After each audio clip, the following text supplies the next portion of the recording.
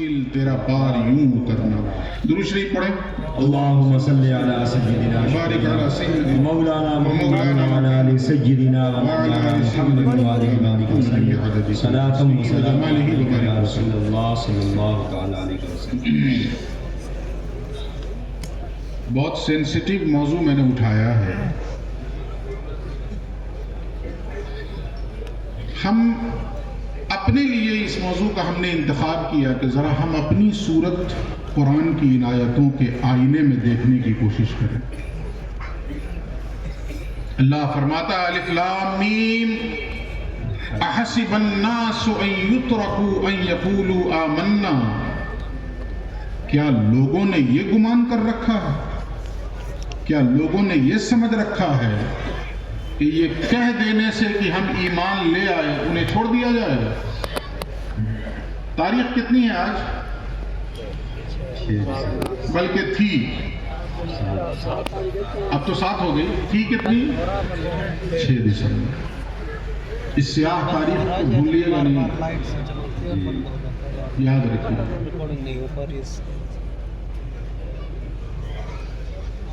और याद किस लिए रखिएगा? ताकि अपना मुहासिबा कर सके, गलती कहाँ हुई हमसे। ये तारीख का कोई पहला वाकया नहीं था। ये हुजूर की आमद से पहले भी एक जालिम व जाबिर यूं ही चला था काबतुल्लाह को ढाने के लिए। कुरान ने उसकी गवाही दी कि नहीं दी? अबरहा अपने लश्कर के साथ आया था ना काबतुल्लाह को गिराने की खातिर। हुजूर के दादा हजरत अब्दुल मुत्तलिब जब खबर मिली तो फौज नहीं तैयार की उन्होंने, लाओ लश्कर इकट्ठा नहीं किया। अल्लाह के हुजूर रोए, अल्लाह के हुजूर गिड़गिड़ाए और कौम को यकीन दिलाया कि परेशान न होना, जिसका घर है वो खुद हिफाजत कर लेगा।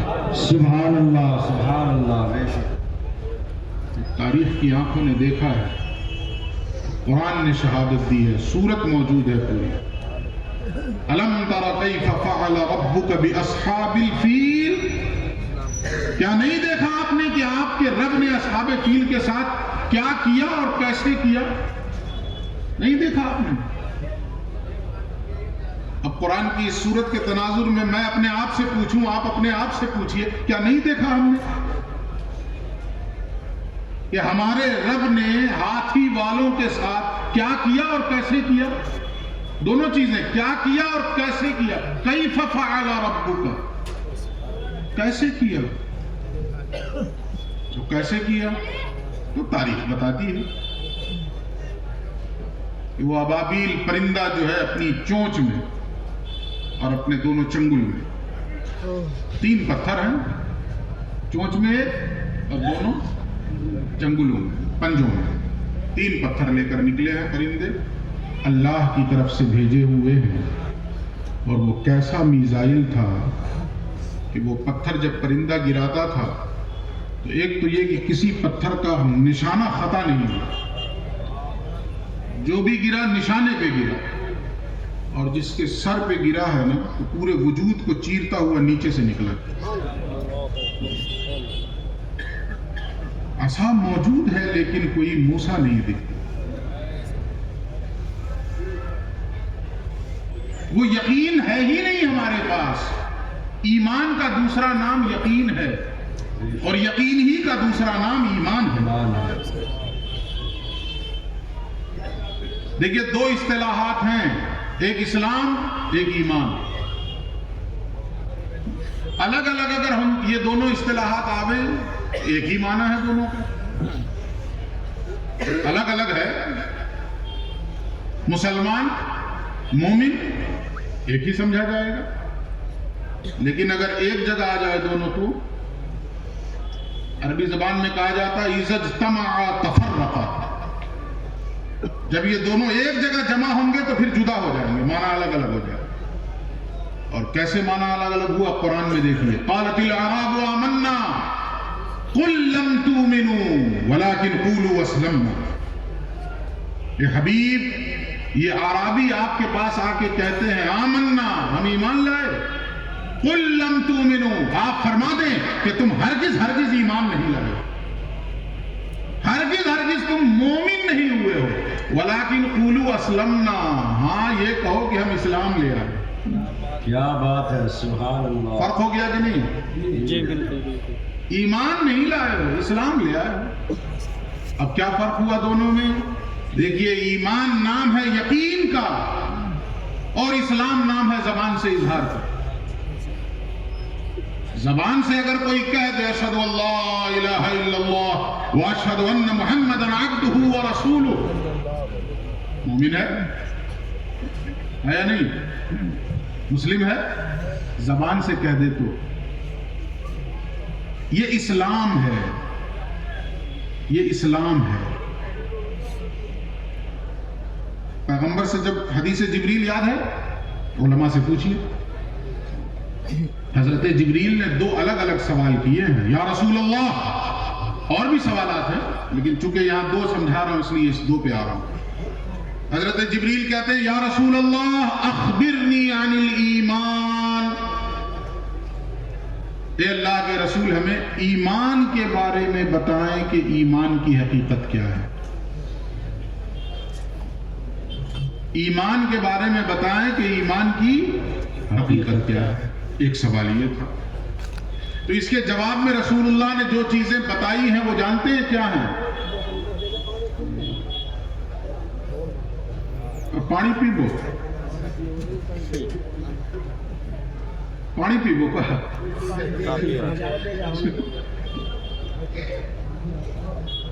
ایمان مفصل یاد ہے؟ یاد ہے کسی کو ایمان مفصل؟ ایمان مجمل اور ایمان مفصل؟ ایمان مفصل کیا ہے؟ آمنت باللہ وملائکتہ وکتبہ ورسلہ والیوم الآخر والقدر خیرہ وشرہ من اللہ تعالی والبعث بعد الموت۔ میں ایمان لایا اللہ پر، اس کے فرشتوں پر، اس کے رسولوں پر، اس کی کتابوں پر، آخرت کے دن پر، تقدیر پر اچھی ہو یا بری ہو اللہ کی طرف سے، اور موت کے بعد دوبارہ اٹھائے جانے پر۔ یہ ہے ایمان مفصل۔ تو جب حضرت جبریل نے حضور سے پوچھا ہے کہ یا رسول اللہ ایمان کے بارے میں بتائیں کہ ایمان کی حقیقت کیا ہے، تو حضور نے یہی چیزیں بتائی، ان چیزوں پہ ایمان لانا، یہ ہے ایمان۔ اور اگلا سوال کیا یا رسول اللہ اخبرنی عن الاسلام، اسلام کے بارے میں بتائیں کہ اسلام کیا ہے۔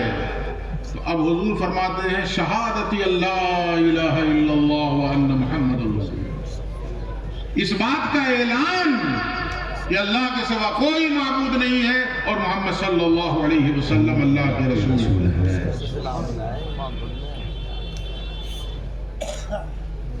تو صرف اعلان سے کوئی مومن ہو جائے گا؟ نہیں، بولیے، مسلم ہو جائے۔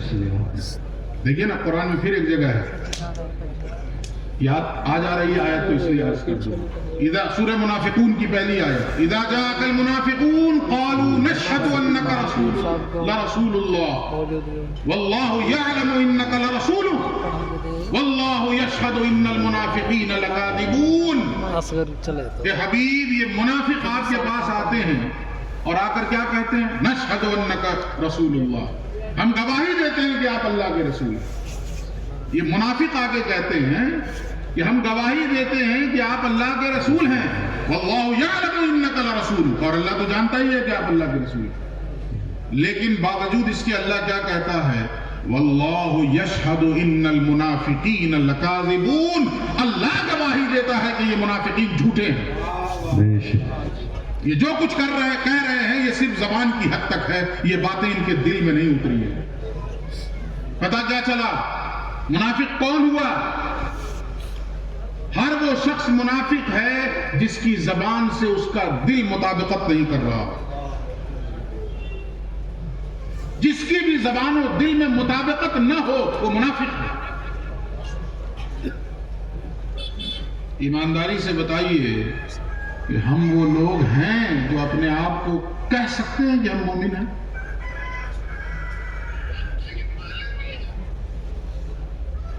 پھر آئیے پلٹ کے اسی آیت پر، الف لام میم احسب الناس ان یترکوا ان یقولوا آمنا، کیا لوگوں نے یہ گمان کر رکھا ہے اتنا کہہ دینے سے کہ ہم ایمان لے آئے انہیں چھوڑ دیا جائے گا؟ وہم لا یفتنون، اور انہیں آزمایا نہیں جائے گا۔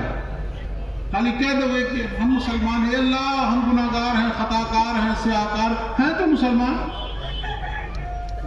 اتنا کہہ دینے سے ہو جائے گا؟ یہی تو ہے نا آیت، اور کیا ہے قرآن کی آیت؟ وہم لا یفتنون، انہیں آزمایا نہیں جائے گا، انہیں پرکھا نہیں جائے گا، انہیں کسی معیار سے گزارا نہیں جائے گا، انہیں کسی کسوٹی پہ چڑھایا نہیں جائے گا۔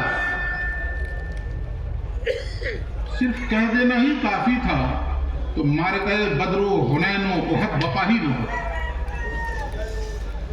صرف کہہ دینا ہی کافی تھا تو صحابہ کی کھالیں نہ کھینچی جاتی، صرف کہہ دینا ہی کافی تھا تو دہتے ہوئے انگاروں کے کسی صحابی کو لٹایا نہ جائے۔ صرف کہہ دینا کافی تھا، نہیں، آزمایا گیا ہے، کسوٹی پہ چڑھایا گیا ہے، اور مقصد کیا ہے؟ اس آزمائش کا مقصد کیا ہے؟ تو پہلی چیز تو یہ سمجھیے کہ ہم پہلے نہیں ہیں جنہیں آزمایا جائے گا، وَلَقَدْ فَتَنَّا الَّذِينَ مِن قَبْلِهِمْ، ان سے پہلے والوں کو بھی ہم نے آزمایا۔ بے شک بے شک، ہر زمانے کا انسان جب اسے آزمائش میں ڈالا جائے تو وہ یہ ذہن نشین کر لے کہ میں پہلا نہیں ہوں جسے آزمایا جا رہا ہے، ہم سے پہلے کے لوگوں کو بھی اس کسوٹی پہ چڑھایا گیا، انہیں آزمائش میں ڈالا گیا ہے۔ اللہ کا اعلان ہے وَلَقَدْ فَتَنَّا الَّذِينَ مِن قَبْلِهِمْ، ہم نے ان سے پہلے والوں کو بھی آزمایا ہے۔ اور اس آزمائش کا مقصد کیا ہے؟ دو ٹوک اللہ نے واضح کر دیا، بالکل دو دو چار کی طرح حقیقت کھول دی اللہ نے۔ کیا ہے آزمائش کا مقصد؟ فَلَيَعْلَمَنَّ اللَّهُ الَّذِينَ صَدَقُوا وَلَيَعْلَمَنَّ الْكَاذِبِينَ، تاکہ اللہ جان لے کہ کون اپنے دعوے میں سچا ہے اور کون جھوٹا ہے۔ بے شک، سبحان اللہ سبحان اللہ۔ ہم جو کہہ رہے ہیں کہ پروردگار ہم ایمان والے ہیں، یہ دعویٰ ہے، اور دعویٰ بلا دلیل تو دنیا کی عدالت میں ایکسیپٹیبل نہیں ہے، اللہ کی عدالت میں کیسے ایکسیپٹ کر لیا جائے؟ دعویٰ بلا دلیل دنیا کی عدالت میں مان لیا جائے گا؟ نہیں مانا جائے گا۔ تو اللہ کی عدالت میں جو دلوں کے بھید جانتا ہے، علیم بذات الصدور، دلوں کے بھید سے واقف ہے وہ، دلوں کے احوال سے باخبر ہے وہ، اس کی بارگاہ میں دعویٰ بلا دلیل ایکسیپٹیبل کیسے ہو جائے گا؟ یہ تصور کیسے کر لیا ہم نے؟ یہ دعویٰ ہے کہ پروردگار ہم ایمان لائے ہیں، اس دعوے کے پیچھے دلیل دینا ہوگا۔